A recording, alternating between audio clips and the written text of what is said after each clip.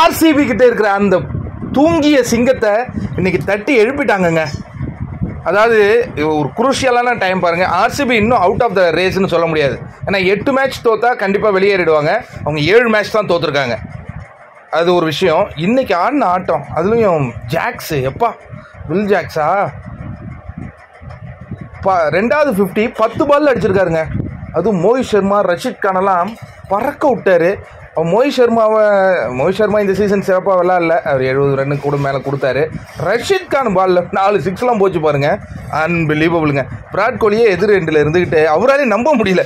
என்ன நடந்தது, 10 பால் 50 ரன் அடிச்சுட்டு போயிட்டு இருக்கிறான் செகண்ட் ஹாஃபில் அப்படிங்கிற மாதிரி அந்த ரியாக்ஷன்ஸ்லாம் சூப்பராக இருந்தது.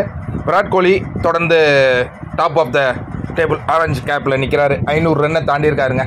சூப்பரான ஒரு விஷயம். எல்லாமே இன்றைக்கி ஆர்சிபிக்கு பாசிட்டிவாக தான் இருக்குது. 200 ரன் தாங்க அவங்க கொடுத்தாங்க ஆர்சிபிக்கு. இவங்க இன்றைக்கி மேக்ஸ்வெல் வேறு உள்ளே இறக்கியிருந்தாங்களா.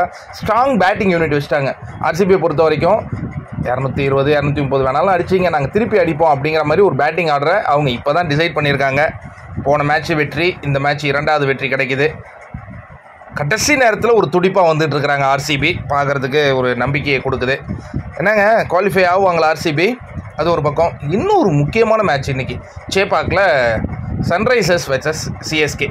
எப்போதும் எஸ்ஆர்ஹெச் சிஎஸ்கேனா சிஎஸ்கே தான் வெற்றி பெறுற நிலையில் இருக்கும் எப்போதும். ஆனால் இந்த வருஷம் எஸ்ஆர்ஹெச்னுடைய ஆட்டம் வேறு லெவலில் இருக்குது. அதுக்கு காரணம் பேட் கமின்ஸனுடைய கேப்டன்ஷிப் அப்படின்னு சொல்கிறாங்க. அது உண்மையும் கூட தான்.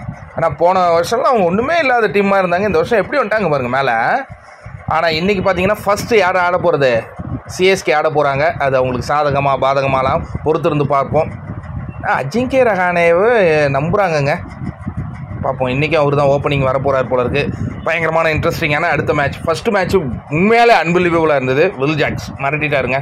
இது ஒரு ஸ்டேட்மெண்ட். அவர் இங்கிலாந்து பிளேயராக. ஆனால் நீங்கள் பார்த்தீங்கன்னா இங்கிலாந்து player, Australian player, South African பிளேயர்லாம் பொழந்து எடுக்கிறாங்க. இந்தியாவுக்கு ரொம்ப டஃப்பாக தான் இருக்கும் போல இருக்குது வேர்ல்டு கப் 2020.